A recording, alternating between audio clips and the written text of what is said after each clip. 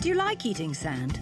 What about talc or titanium dioxide? The fact is, 99% of all vitamins on the market contain unnecessary and potentially toxic additives. That's why we've created Pure Vitamin Club. Our daily multicap is a carefully balanced formulation of the 13 essential vitamins plus 11 key minerals with no added ingredients of any kind. Just the nutrients your body needs to function at its best. But no vitamin will do you any good unless you actually take it. So we've made that easy for you. Pure Vitamin Club will deliver your vitamins to your door for pennies a day at purevitaminclub.com. purevitaminclub.com.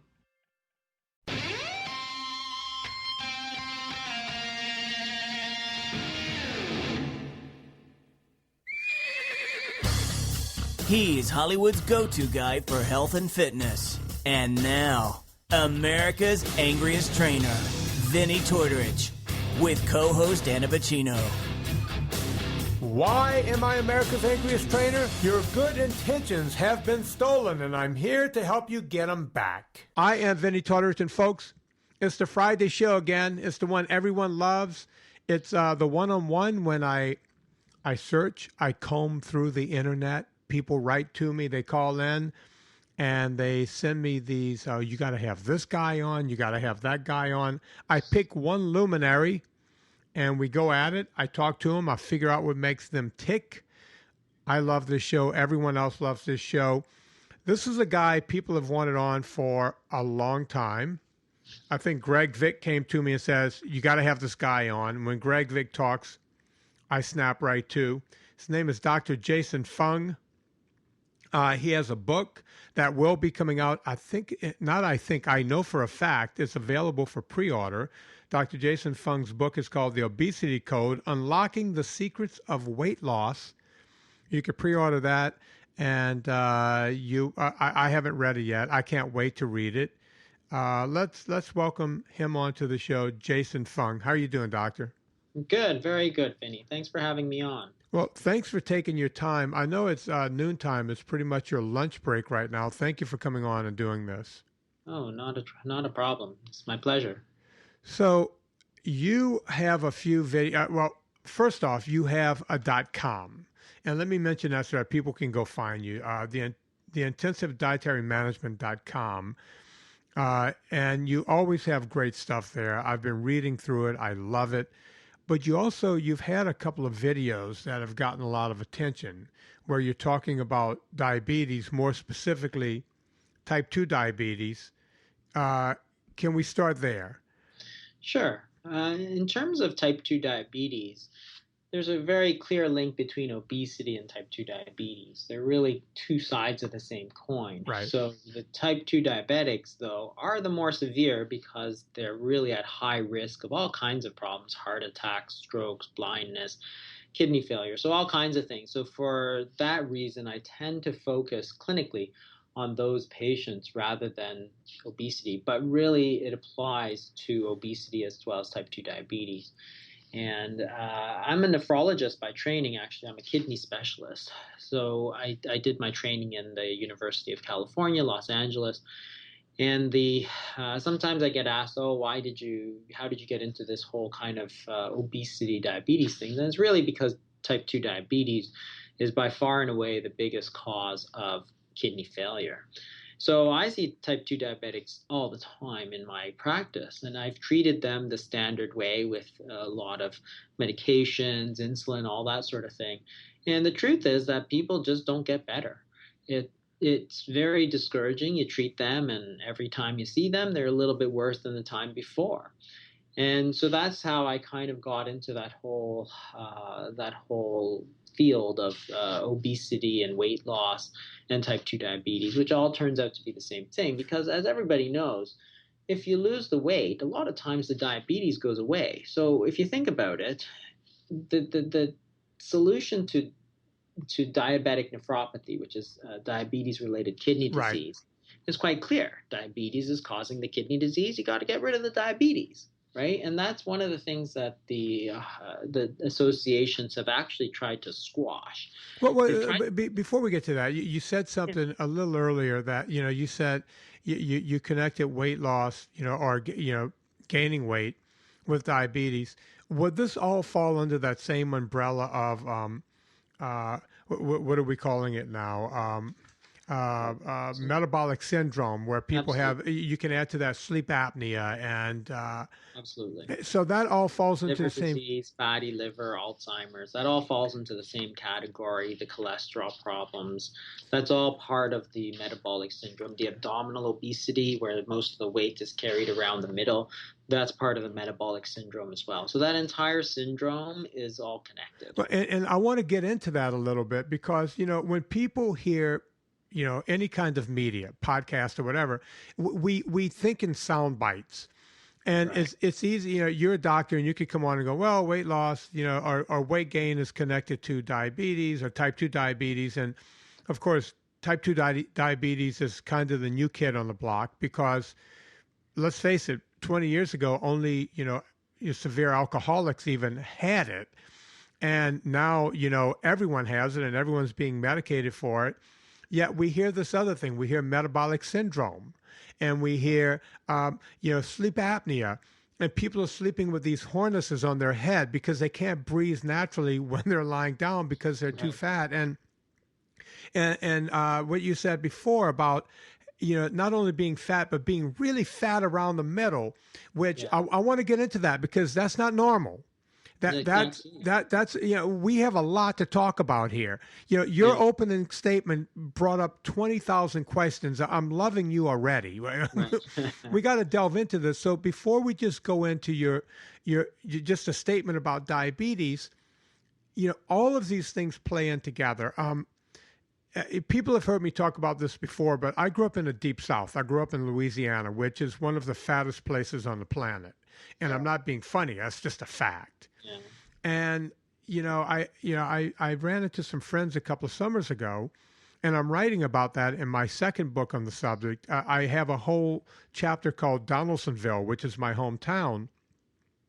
And I went to this little get-together, and everyone there had a daiquiri, basically an alcoholic beverage that's basically sugar and alcohol mixed together. Yeah. They had a daiquiri hanging out of their mouth. They were eating pizza. They were eating corn chips, and they were eating. And most of my friends are my age. I'm 53 now, so they were 50 at the time. And most of them were on 4 and 5 different medications, and they were shocked that I was on 0 medications at 50. And as a matter of fact, they thought I was lying about that. I was like, come on, you have to be on something. You can't be 50. So in their minds, you cannot be 50 years old without being on something. And I need to have you help me squash some of that. So let's start with metabolic syndrome and then work backwards to type 2 diabetes. Can we do it that way? Yeah, of course. So the metabolic syndrome, which is all of those things together, is really a syndrome where all these diseases seem to all go together. And what people don't really understand is why they all fit together. And that's one of the things that I try to go through in the book, which is they're all linked by the weight. But how is it that the weight is linked to the sleep apnea? How is it linked to the type 2 diabetes? How is it linked to all these other things, high blood pressure, high cholesterol, and so on? And I think that what people have done is they've kind of misunderstood what causes weight gain in the first place, right? And that's where it really all starts, because clearly the body weight, the obesity, links all of these diseases together. But what causes obesity? And that's really my question. That's really how I started with the entire thing. So on my website or on YouTube, I have like an entire 6-part lecture called the etiology of obesity. Etiology is just a word that means what's the underlying cause of obesity, right? And that's a question that most people never think about because we think we already know the answer. We think it's about calories, right? But it's not really, because we've been trying to lower calories. In fact, we have all these programs, count your calories, and we have those labels which tell you how many calories there are. And honestly, who hasn't tried to count their calories and try and limit it? It just doesn't work. Well, there is a statistic that is out there, and I tell people this is non-scientific, but you can look at it as a cause and effect. 2 of the biggest programs, 2 of the biggest social experiments, if you will, is if you look at Jenny Craig and Weight Watchers. And you can also throw marathons into that. Right. And what I tell people is think of it this way. I like to bring everything down to a street level where people can go, oh, wait, there may be some truth in that. Jenny Craig and Weight Watchers are both based on calorie in, calorie out. If you take in less calories than you put in, you will lose weight. Yet the attrition rate of those two programs, if you look at all the bazillions of people that have been on them, is less than 5%. It just doesn't work. And I always say, look at marathons. If, marathons, if you're running that long, basically you're trying to lose weight on a calorie in, calorie out program of trying to run the extra calories off. And once the 2 or 3 guys from Kenya cross the finish line, sit there at 4 and 5 hours and watch what's crossing the finish line. Most of these people have weight to lose. Yeah. With all of that training. Yeah. So go on. I didn't mean to cut you off, but I always like to bring it to a level that people can get. Yeah. And I think you're absolutely right. So the way I look at it is that if you believe that calories is what causes weight gain, well, you can test that from a scientific basis, because if you increase calories, then you should gain weight on a long-term basis, not temporarily, but over 10 years, 20 years, because that's how human obesity is developed. It doesn't develop usually over 6 months. It usually develops, a couple of pounds a year until you get to where you get to. So the other flip side of that is if you reduce calories, then your weight should go down on a sustained basis over 10 years. So if you do experiments where you deliberately overfeed people calories, it works for a few months, but then the weight just doesn't keep going up. It actually plateaus and usually goes back down. And it's the flip side is the same. If you reduce calories, and there's all these famous studies where they cut people's calories in half, well, you lose weight for about 6 months, and then after that, the weight just goes back up to where it goes, right? So clearly, you've got the wrong idea, because from a scientific standpoint, when you're looking at it from an experimental standpoint, it completely doesn't work, because raising calories doesn't cause obesity and lowering calories doesn't cure obesity. So this whole thing about calories as a causal factor, it causes obesity, is completely wrong.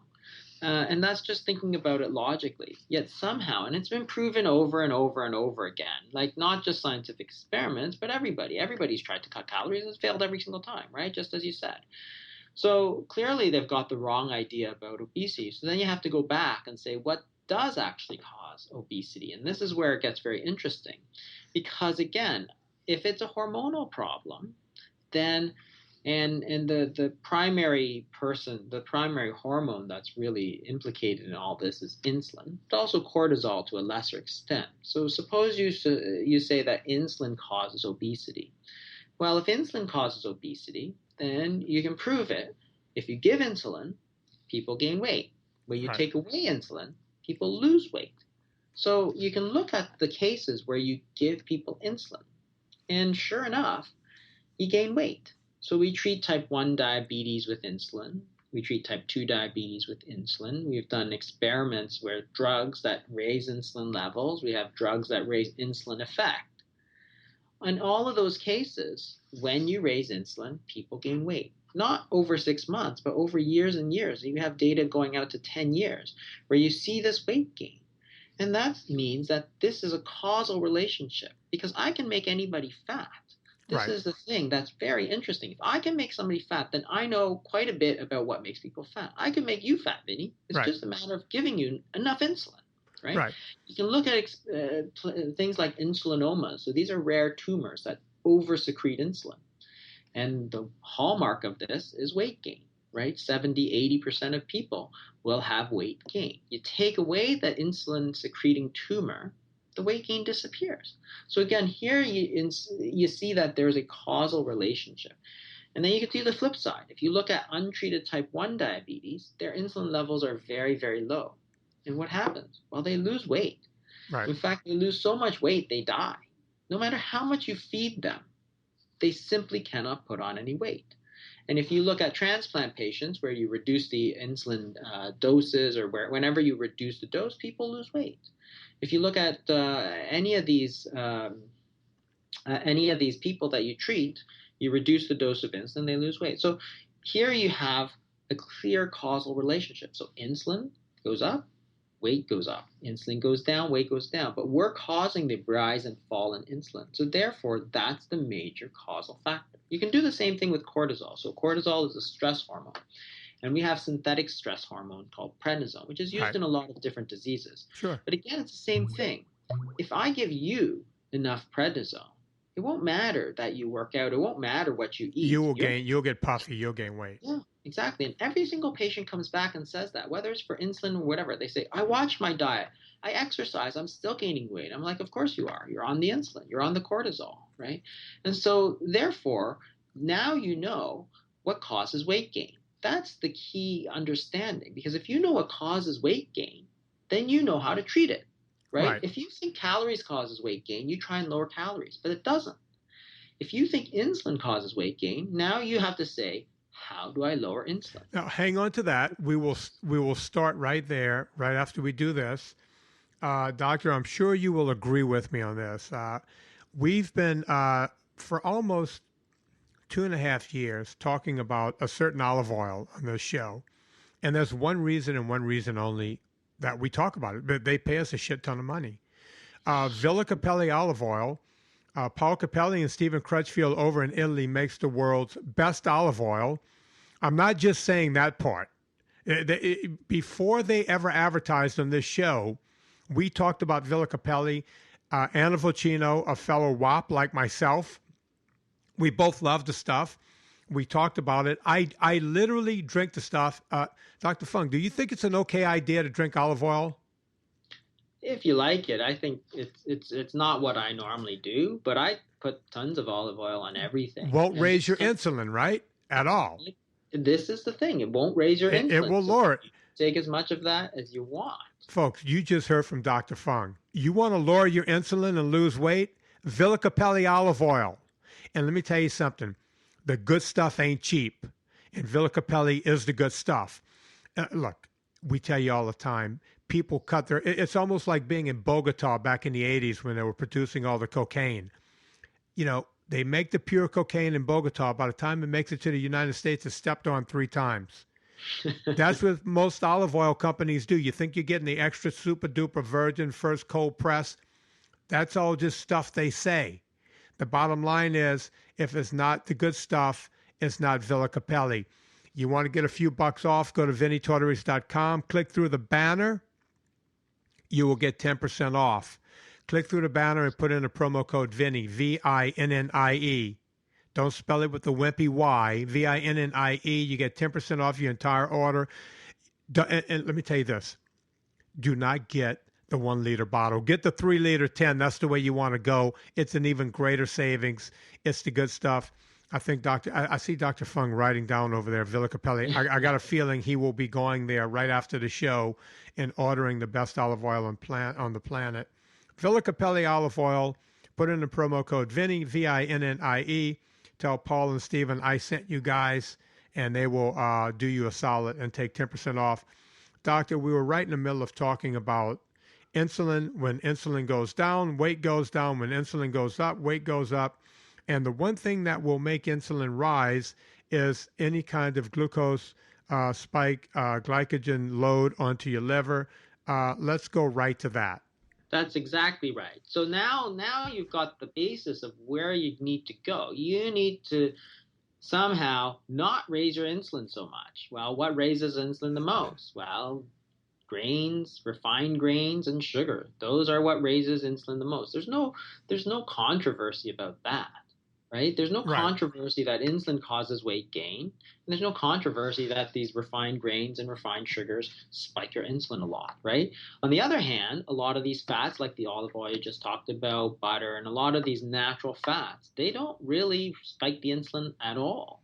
So therefore, if you really want to keep insulin levels down, you want to stay away from all those refined grains, sugars, and try and add a lot of natural fats, olive oil, butter, avocados, all those sort of things. And that's what makes sense from a scientific standpoint, right? Right. Now this is sometimes where people get into trouble because they start to think, well, the only thing that raises insulin is the grains and the sugars. That's not actually true.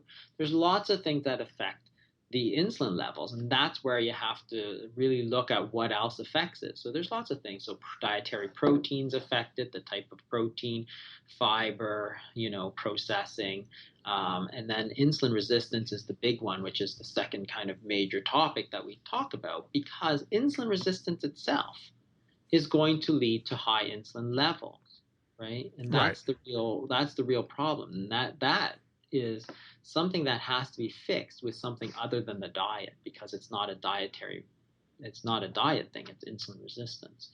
So that's where I kind of tie everything together and see, talk about insulin resistance and how it leads to high insulin levels. It turns out that it's the high insulin levels that over years and years and years and years leads to this insulin resistance. But the insulin resistance leads also to high levels. So here you've got a vicious cycle. So high levels of insulin. So if you're eating sugars and grains constantly, day after day after day for decades and decades, you're stimulating insulin, you got high levels of insulin. Now that leads to a lot of insulin resistance. That's a normal thing. Whenever you have a hormone that's secreted all the time, your body develops resistance to it. It's a protective mechanism. Right. So it develops resistance, but because of the resistance, the body tries to produce more insulin to kind of overcome that resistance. So now you start to get into a vicious cycle. So the insulin leads to insulin resistance leads to high insulin levels. So after years and years, even if you change your diet, you may not be able to break that cycle, and you may keep cycling down into this vicious cycle. And that's what we talk about. The second part, other than the no grains, no sugars, which I know you completely agree with, is breaking this insulin resistance. That's the second major piece. Because what you have to understand is that obesity is really a time-dependent disease. And everybody kind of knows this. If you've been obese for 50 years, it's quite different losing weight than somebody who's been obese for 1 year, right? The guy who's been obese for 1 year drops it like nothing, right? Oh, I'm fine, right? But the guy who's been obese for 50 years knows that it's hellishly hard because he's got so much insulin resistance. He's been going around that vicious cycle for so long that it's now the insulin resistance which is driving up your insulin levels. And that's why it's so hard for people like Oprah, who struggled with weight for so long. Well, she drops it temporarily, but then it keeps going back because she's never been able to really break that. Well, let's use her as an example, since she is the most popular example out there. Every time Oprah has lost the weight, she's lost it on a calorie in, calorie out proposition. She got someone to she got down and she lost the weight and then put it right back on. And I get the part, and I think it's intriguing, the part of people who have been fat for a longer time, have way more trouble trying to get that toothpaste back in the tube. So, is there no hope for these people, or how do they go about, since we've understanding now that, by eating too much sugar and grains will cause your insulin levels to rise. Once you hit a certain level, your body becomes resistant to that, and now your body has too much insulin, and that's causing the vicious cycle of more weight gain. What do those people do? They have hope. How can they lose the weight? Absolutely. And this is what we talk about, because you have to approach that differently, because it's not simply a dietary effect. You can use diet to some extent, but the key to breaking resistance is that resistance depends on two things. It depends on having high levels, but also persistently high levels. So if you can create a situation where you lower your insulin levels for a sustained period of time, that's what's going to break your resistance. So let me give you an example. So suppose you're in a dark room, right? Okay. And every once in a while, the light kind of flashes on. It seems super bright, right? When you go out into the sunlight, it seems really, really bright, and then you kind of get used to it. Right. That's what happens to the body, right? You develop resistance. So if you're in a dark room all the time and you see a light, every time it goes on, you see it as super bright. So you get the full effect all the time. But when you're exposed to it all the time, you become resistant to the effect. So that's the same with insulin. You have insulin resistance. So you are resistant to the effects of this insulin. How do you break that? Well, you go into that kind of low insulin state for a sustained period of time, and that will help break your resistance. So, how do you get a low insulin level for a sustained period of time? Well, you can go into these super low carbohydrate diets, ketogenic diets, and so on. And sometimes that gets you low enough, and sometimes that doesn't. The most effective, kind of reliable way to get your insulin down is fasting. If you don't eat anything at all, Right. because not only grains and sugars stimulate insulin, but also proteins. And you can't eat a zero protein diet forever because you need some protein, Right. right? You could eat a pure fat diet, but who drinks olive oil all day long, right? Not very many Well, people. people who love Villa Capelli, obviously that's all they do, doctor. Come Yeah, on. you should live on that stuff. Yeah. But the point is that since other things also stimulate insulin, the most effective way to get it very low is to eat nothing. So that's intermittent fasting. And that's something which is interesting to me because it's something that people have done for thousands and thousands and thousands of years. That is, in fact, every single major religion from the dawn of human history has always prescribed periods of fasting. It's always described as cleansing, purification, or something like that. But in essence, what you're doing is creating a period of time where you have very low insulin levels. So not only are you affecting the levels, but the persistence of those levels. And that's how you're going to break the insulin resistance. So for a lot of patients who have tried all kinds of diets, we say, well, do this. In the end, you can argue whether it's the caloric reduction, which I don't think so, but I think it's more to do with the breaking that cycle. And that's what we do for a lot of people. We put them on intermittent fasts, various lengths, and they lose weight. And once you break that cycle, you can start to go backwards because now if you have less insulin resistance, you're going to your body will produce less insulin. If you have less insulin, you get less insulin resistance. Now you're driving that vicious cycle backwards. But it means doing this kind of again and again and again. And it takes time. These things take a long time to develop and they take time. And that's why we explain to patients all the time. You've been obese or you've had diabetes for 20 years. It's not going to go away in a month and a half. Right. You have to keep doing these things kind of over and over and over to get better. Okay. So I agree with that. And I find this intermittent fasting thing intriguing. In social media, I will get questions all the time. Should I be intermittent fasting? I always, and by the way, they're not asking for that reason. They're asking because this is a guy that's in the gym who's trying to rip out. That they're already in good shape and they're trying to get into some kind of crazy, I want to look like Stallone from Rocky 2 or something. Right. They'll actually tell me, I want to look like so-and-so from da-da-da. And I always say that there's no trickery into getting down there. You just have to take the time. If you're almost there, it just takes time. You can't expect any of this stuff to happen overnight. But you're talking about a different thing, and I want to be very clear about that because people listen to this podcast and they'll say, okay, doctor came on. If I want to lose weight, I must now intermittent fast. And then they will go on the internet and Google it and become an expert in 5 minutes on what intermittent fasting means. Can you give us, you're a doctor and you can't really give advice to patients you haven't met, but can you give us a roundabout, protocol of who we're talking about and how they should be doing this?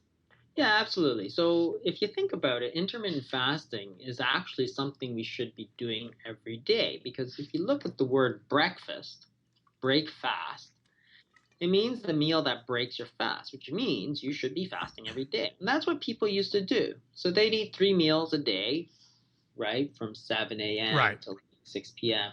So you'd have like 10 hours of eating and like 14 hours of fasting. Then you'd break your fast in the morning. But that means every day you're doing that. You're giving yourself a period, a long period where you're not eating. We don't do that now. What do? We tell people to eat the minute they get up, eat constantly, snack constantly until they go to bed. So now instead of having a 14-hour fast every night, you may be having a 6-hour fast every night. So Right. that's not enough. You're not getting your insulin levels sustainably down. So you think about the 1950s. People would, they're eating white bread, right? Nobody ate whole wheat bread. Like when I was growing up, whole wheat pasta was completely unheard of. And Right. certainly a kid would eat whole wheat pasta. I mean, they still don't eat it now, right? But white bread was the big thing, Oreo cookies and Kit Kats and stuff. So they're eating all this junky food with lots of refined carbs and sugars. But what they had was a period of fasting every day. You try to snack, and your mom would say, "You're going to ruin your dinner." Right. No snacking before dinner, no snacking after dinner. It was like you don't eat wherever you want. You eat at the table, and that's it. And that was a big part of the difference between then and now, because I don't, because it's a whole other question, right? We always obsess about what we're eating, but we never think about when we're eating it, about providing yourself that period of time when your insulin levels are low to prevent this insulin resistance. So if you're talking about intermittent fasting, you could simply do, say, 10 hours of eating and 14 hours of fasting, right? So you eat in the morning, or 8 hours. So the 16-8 is 8 hours of feeding. So you might eat at 11 o'clock till 7 o'clock, for instance, and then fast the rest of the time. That's 16 hours of fasting a day. Now, that's not going to make you lose a lot of weight, but it may be enough to kind of prevent you from gaining weight. As you step up, you can go into kind of longer periods of fasting, so 20 hours with a 4-hour eating window, for instance. So some people might eat one meal in a day, so from 3 to 7 in the afternoon they might eat, and then the rest of the time they're fasting. And there's nothing wrong with that. Those are kind of short-term fasts, and they tend to be done every day. You can extend it further. So you can go to 24 hours of fasting. So say you eat from dinner to dinner. So eat dinner and then fast until dinner. So eat dinner at 7 o'clock, fast until the next day, 7 o'clock, eat again, and then you fast again. And so people such as Brad Pilon, who writes a book called Eat, Stop, Eat, he suggests doing that maybe twice a week, and people have had a lot of success. Michael Mosley, his is not a true fast, because the 5-2 diet, which he calls the fast diet, is not a true fast, because on those fasting days he allows 500 calories to eat whenever you want. Right. It's not a true fast, but lots of people do very well on this sort of diet. So that's a pretty good one. Now, you have to be careful about your medications. If you have type 2 diabetes, you have to be careful.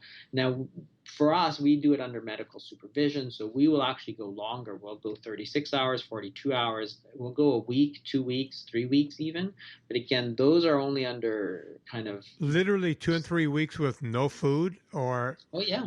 Yeah. We have that. We have like 75-year-olds who do this. But again, I'll warn you that these are under supervision, and these are for specific reasons. So these are usually people who have type 2 diabetes, who I want to get rid of that type 2 diabetes. Right? Because it's a reversible disease. So if you don't eat, your sugars will go down. There's no mystery to that. So do it. We let the body burn off all that sugar, and then type 2 diabetes eventually goes away. But it took so long. It took 20, 30 years to develop this type 2 diabetes. I can't take 20 years to get rid of it. I need to get rid of it like in a few months.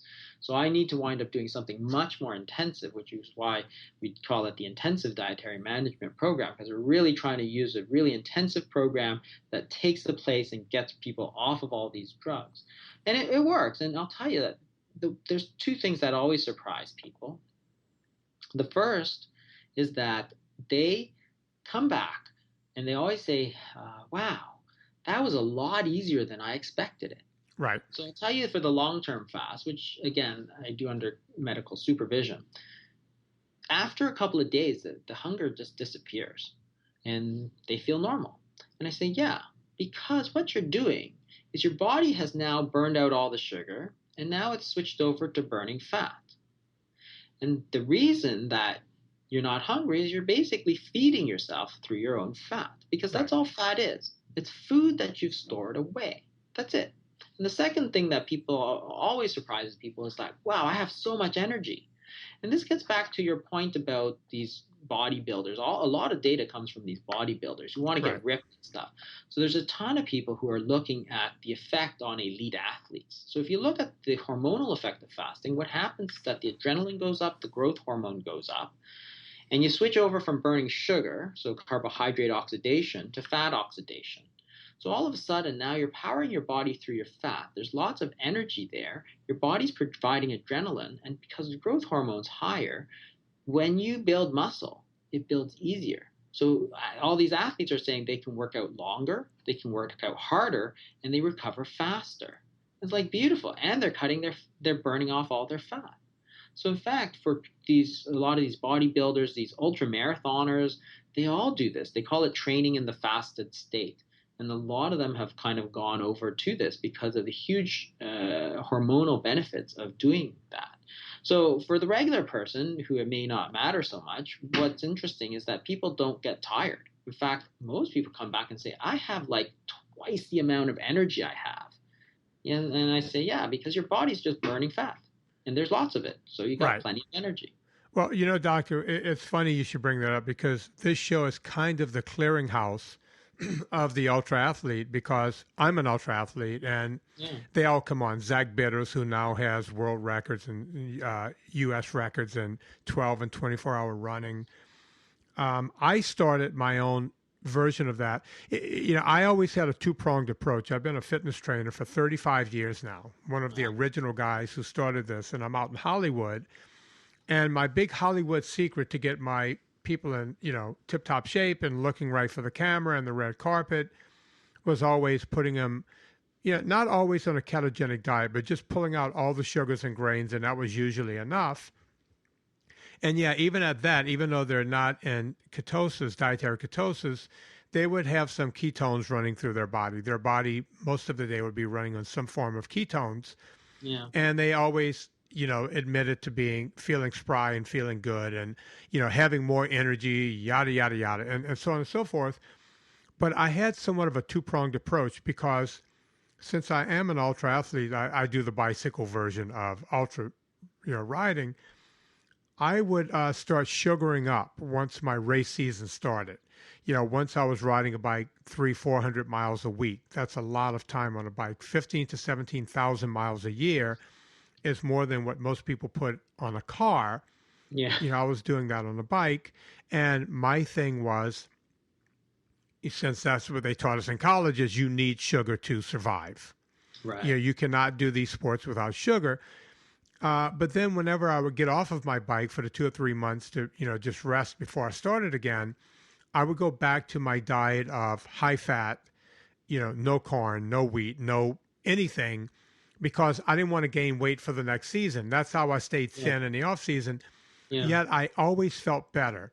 And it wasn't until I was out, and I tell this story all the time, and it's worth telling over and over. I was out in the desert. I was in third place in a race called the Furnace Creek 508 against some of the best in the world.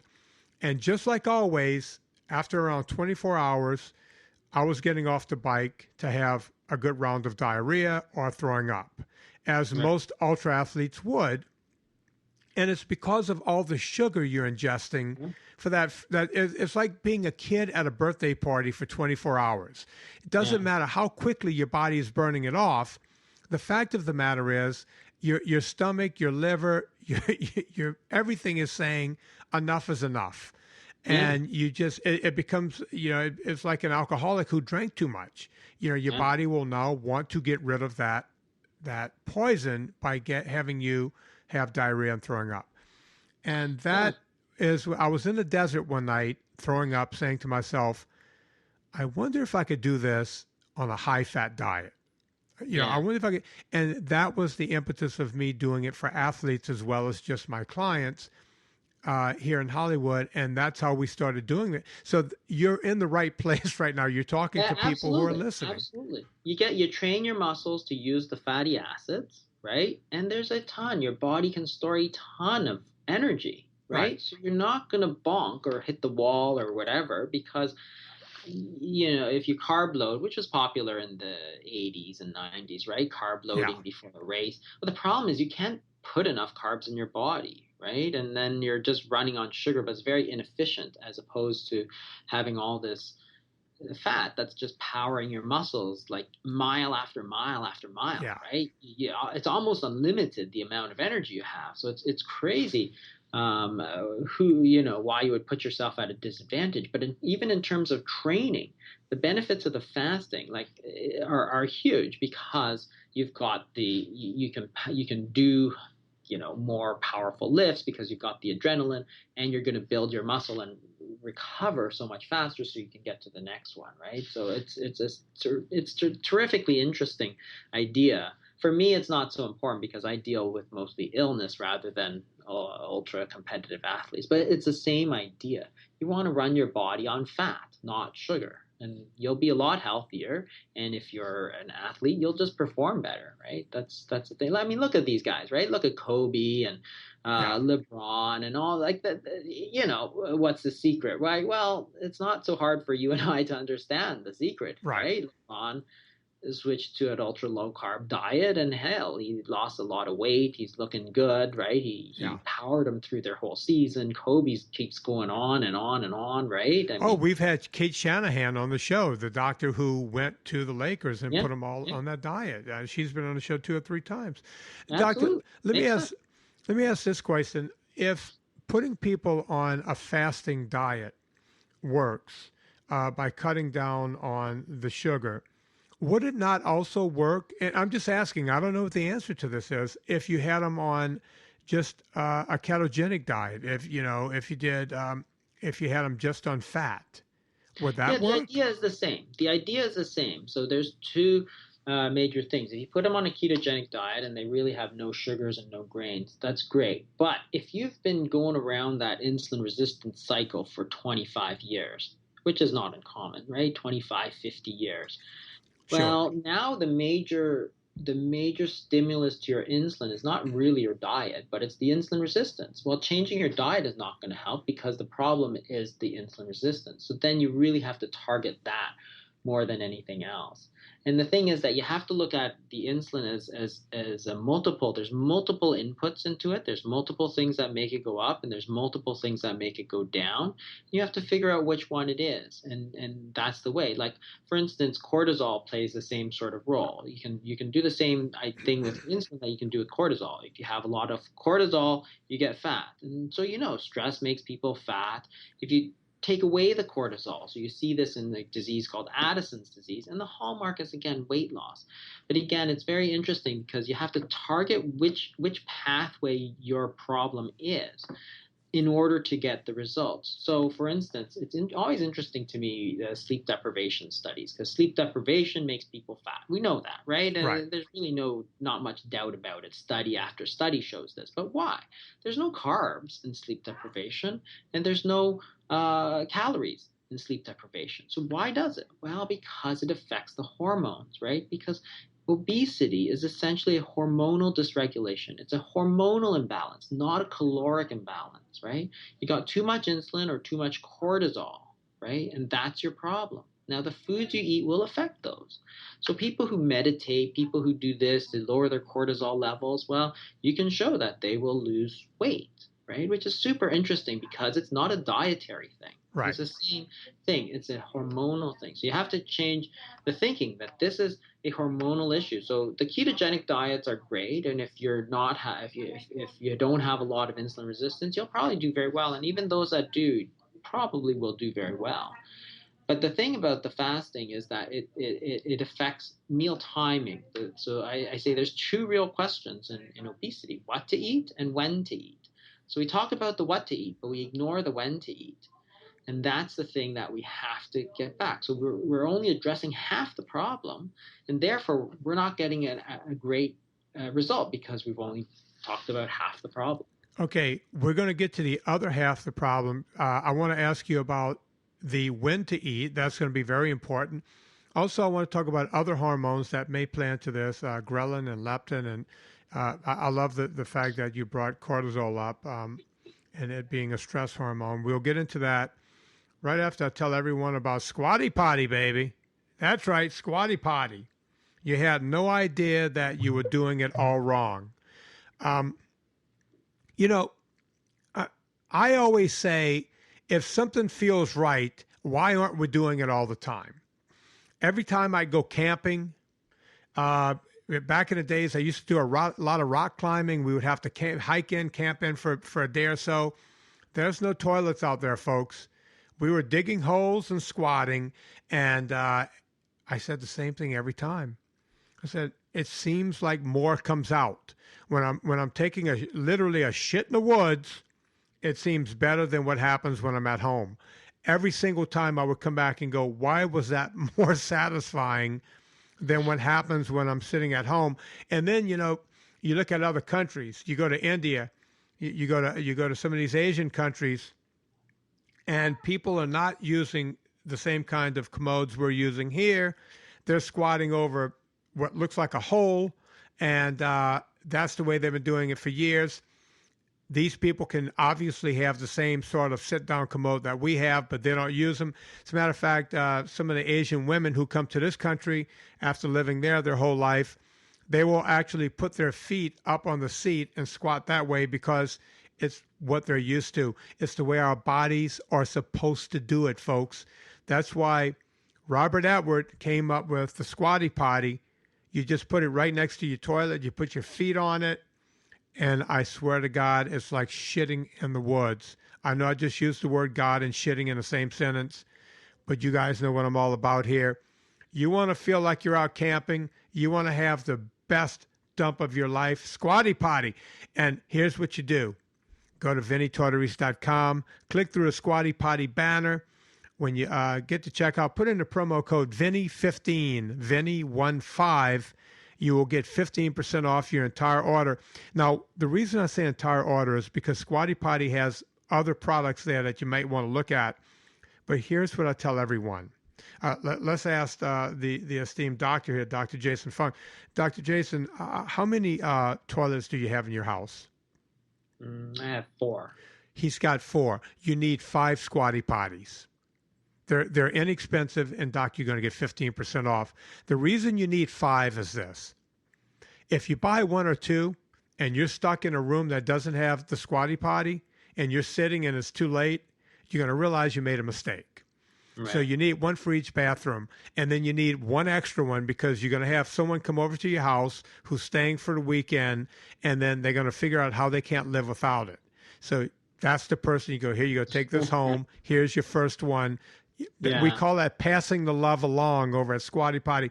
That's Vinny15, Vinnie 15, Squatty Potty. Go get them today. Today, Dr. Fung. I see he's writing it down over there. He's buying Villa Capelli. He's getting Squatty Potty. He can't wait to get home. Are you married, Doc? Yeah. He can't wait home and tell his wife, oh, my God, honey, our lives have been changed today. We're going to have the best olive oil and we're going to take the best dumps. And then she's going to call her attorney and say, this guy's nuts. I need to divorce him. Doc, we were talking about, just insulin and cortisol. And, I love that statement you made. There's no carbohydrates in not sleeping, yet people could get fat by stressing their bodies and releasing cortisol. Dr. Lustig and some of these guys talk a lot about ghrelin and leptin. Can you give us a little taste of what that does as far as our bodies releasing that stuff? So this is the ghrelin. Leptin is quite interesting. So it's produced by the fat cells, and it regulates how much fat is in the body. So if you have a lot of fat cells, then you'll release a lot of leptin, which will go to the brain and tell you not to eat so much. So then you lose the weight. And so in that way, it regulates how much body fat there is. So you might ask, well, how does anybody get obese? Well, the fact is that the leptin, when it's very high, eventually produces leptin resistance. And therefore, your body, even though there's plenty of leptin, doesn't see it and just keeps getting fatter and fatter because the leptin is going to tell your body to slim down. Right. So the problem with leptin is that it doesn't really pass the causal test. Again, if you think that obesity is primarily a leptin problem, then you can give leptin and people will lose weight. You'll take away leptin and people will gain weight. In fact, they spent millions, probably billions of dollars developing this whole thing. So they produced leptin and then they gave it to these obese people to see if they would lose weight, and they didn't. So clearly it's a secondary hormone. So it's important in the normal regulation, but because of all the resistance that develops, it's not playing a proper role. So it's a secondary kind of hormone. So that's why it's important, but it's more one of these things that carries out the effect of the other ones. Same with ghrelin. Ghrelin, and there's a bunch of satiety hormones, peptide YY, cholecystokinin. There's a whole bunch of satiety hormones. Ghrelin is called the hunger hormone. So when you have more ghrelin, you're more hungry. So you can see that, again, they've tried these sort of things out, giving these hormones, taking them away. And again, they don't have any lasting effect. So therefore, they don't pass the causal test. That is, you can't say, I will give ghrelin and people will gain weight. It doesn't happen like that. Right. People just stop, right? And that's why this whole calories thing is so, the calories in, calories out thing is really so wrong, because what they showed was that when you try and just reduce your calories, and this was the standard way to cause people to lose weight, so they lost weight for a little bit, and then what happened? Well, all of these hormones, so ghrelin went way up, and all the satiety hormones went way down. So people just got hungry. And the other thing that you see when you reduce your calories is that your energy expenditure goes down. So in essence, when you try and reduce your calories to lose weight, and we've all done this, right? Oh, I see. You start with 2,000 calories. I'm going to eat 1,500 a day, and I'm going to lose weight. You lose weight for a few months, then you gain it all back. Right. Because what happens in response to that 1,500 calories a day is that your ghrelin goes up, your satiety hormones go down, so you're more hungry. Your energy expenditure, and you can measure this, goes down as well. So it goes down about 25-30%. So you're not burning as much fuel, and at the same time, you're more hungry. So in essence, your body has activated mechanisms to regain your weight. That's why it always fails, because your body's actually fighting you. Think about it this way. Imagine that you're in charge of a power generation plant, right? Right. So every day you get 2,000 tons of coal. You burn it to get energy. And you have a shed where you store a bit of coal. But what would happen if you all of a sudden got 1,500 tons of coal? Would you say, I'm going to keep burning 2,000 tons of coal? Well, obviously not, because then you'd run out of fuel. You'd have big blackouts, right? So the first thing the body does is it reduces its energy expenditure. So if you don't have as much energy coming in, you're going to reduce your energy expenditure going out. That's just natural. That's just smart, right? Right. And Mother Nature is smart. Why would we think it's so stupid? It doesn't. Well, it's going to always protect the brain, right? That's what it always comes down to. We're protecting our brain. Yeah, so you'll cut down your energy expenditure, so you get cold, you get tired, and you get hungry because all these hormones are telling you to go get more energy. So that's what and that's what happens when you do these calorie-reduced diets. You get cold, you get tired, and you get hungry, and eventually you regain all that weight, because if you don't go out and eat, then your body will just keep shutting you down until you gain that weight back, right? It's different when you actually start to affect what's important, which is the insulin. When you start cutting out your grains and your sugars and doing the intermittent fasting, they actually work all together, because, you know, your motto, which is no grains, no sugars, the key outcome of that is to lower insulin. Same with the intermittent fasting. It works perfectly together, because everything there depends on lowering insulin. But when you lower insulin, you lower the body set weight, so your body doesn't want to gain that weight back, right? So that's why you can gain weight and you can lose it. And in fact, with the intermittent fasting, people have been doing it for thousands and thousands of years, right? If something bad was going to happen with fasting, we wouldn't know about it, right? They've been doing it since the time of Jesus Christ, right? So it's like, okay, we've been doing it for a long time.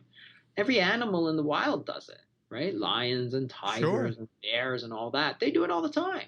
That's the way we're built. There's nothing wrong with it, right? All you're doing is you're burning the fat, which is the food that you've stored away. Right. So let's, in the waning moments of the show, I can't keep you forever here, although I want to keep you forever, and I want to have you back on because I already know the audience is going to love you.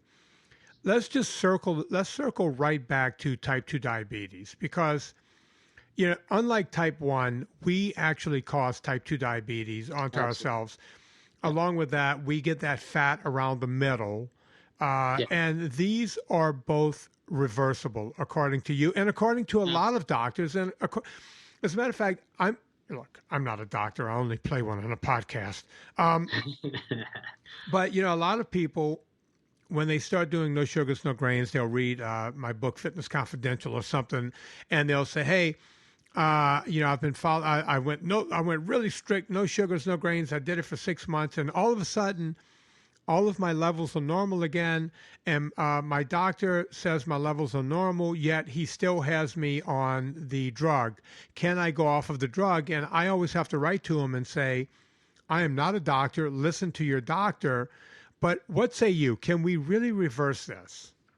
I'll say that yes, type 2 diabetes, I can reverse it. I'm always, whenever I see a new patient to reverse their type 2 diabetes, I think if they do what I tell them, and again, it's an intensive program, not everybody will do it. I'm doing it on like unmotivated 75-year-olds, right? I put them in the program, and not all of them will agree. So you take those out, and probably 40% won't agree. But of those that do, I always think that you have like a 90% chance of reversing it as long as you know what you're doing, because both obesity and type 2 diabetes are actually diseases of too much insulin. So the treatment is quite easy to see. If a disease is too much insulin, lower your insulin. That's why all your patients are getting better. And should they go off of their medications? Well, if they were my patients, absolutely, I would pull them off the medications because their diabetes is getting better. Right. This is the thing that all the doctors always, and what I tell people is almost always the opposite of what the American Diabetes Association says. What you're doing here is you're actually treating the cause of the diabetes. So if insulin is causing the type 2 diabetes because of the insulin resistance, right? The insulin is causing the insulin resistance. As you lower your insulin, you're actually causing the diabetes to get better. What the drugs do is they don't treat the insulin resistance. They just treat the blood sugar. So they give insulin to get the sugar down. But you can't keep giving insulin if the disease is too much insulin. It's like treating an alcoholic with alcohol. That's the crazy part to me. It's insulin resistance is caused by your body your pituitary releasing way too much insulin. Yet the way they try to fight that fire is with more fire. And that in my brain has never made sense, but I've always said, well, science has to know what it's talking about. But they were just putting a Band-Aid on a broken leg. And you guys are figuring out that it doesn't have to be that way. Yeah, and the thing is that in the short term, it gets better, right? So if you have an alcoholic and they start getting the shakes, and you give them a shot of whiskey, they will get better. Those shakes will get better. Right. But the alcoholism doesn't get better, right? And that's the thing. If you have a disease, for instance, suppose somebody is addicted to, like Michael Jackson, he's addicted to painkillers, right? So he's taking painkillers, then he takes more and more and more and more. The short-term effect is great. If you take more painkiller, those symptoms of withdrawal will get better. Right. But in the end, the addiction is getting worse. So in essence, what we're doing is we're creating this sort of addiction to the insulin, because the short-term effects, everything looks better. And then you pretend that your disease is getting better, but you're not. You're actually getting worse and worse and worse. And that's the whole problem. Well, where are we? Look, you come on a show like this, you talk about it, several 100,000 people will hear it, and you're writing a book, and hopefully several 100,000 people will read it. And there are other doctors like you that are coming around. But in the whole greater picture of, the Diabetes Society and all this government, are there any changes coming down the pike? I don't think so. There's too many people. There's too many people that want to keep the meds going. They fund all these universities that keep giving insulin, doing studies on insulin and trying to pretend that it's great. I mean, change will eventually come, but I think it's going to be a grassroots movement, just as the whole low-carb kind of no-sugar movement was a grassroots movement. People, when they cut their sugar and cut their grains, said, whoa, I'm a lot better. I don't care what the dietitian says. I'm a lot better. So don't tell me to eat grain and sugar because I know I'm getting better. It's the same. We're going to have to do it one at a time, because when those diabetics, they get better, they know they're better. They're off their insulin. Their sugars are great. They're feeling great. They had to change their diet. I'm not telling them that they can't. They have to stay away from all this stuff. They have to do the fasting. But they know that they're healthier, that they're better. And eventually, if enough people do it, then it's going to be irrefutable. People can't ignore it anymore. But like everything else, we're not going to get help from the government. Folks, you heard it from I was going to say the horse's mouth, but Dr. Fung's mouth. And look, I was talking to Dr. Drew Pinsky about this the other day when I was on his show. We have to do it ourselves. You can't rely on the government or anyone else to do it for you. You got to remember, Big Pharma is funding the government. Nothing's going to change as long as people are getting rich. If you get one life. I think that's the whole thing here. You get one life, and you have to go after it and figure out how you're going to fix your own problem. Doctor, we're going to have to cut it right here. I'd love to have you back on because absolutely. You have another whole thing that I love that we didn't even get into, and that's putting on the gastric sleeves and having your stomach stapled or cut out. And I've always said on this show, if you can't be trusted with the stomach, what can you be trusted with? We have to have you back to talk about that. There's so many things I'd love to have you to come back on and talk about. Yeah, I'd love to, anytime. And of course, when your book comes out, you will promise to come back on. We will push that. But folks, for right now, if you want to get the book on pre-order, it's called The Obesity Code, Unlocking the Secrets of Weight Loss. That's Dr. Jason Fung. Doc, real quickly, you're out of Canada? Yeah, Toronto. Because you didn't say a boot at all. But you came to Southern California to be educated, right? I lived in Southern California for a bit. So. Yeah, so I didn't hear, was that a boot? So we won't hold that against you, even though you're across that border. I know how all the Canadians are trying to sneak over. Oh, wait, no, wait. Is that the Canadians? Yes, the Canadians. I keep hearing Trump talking about, illegals coming across the border. I'm just assuming it's Canada.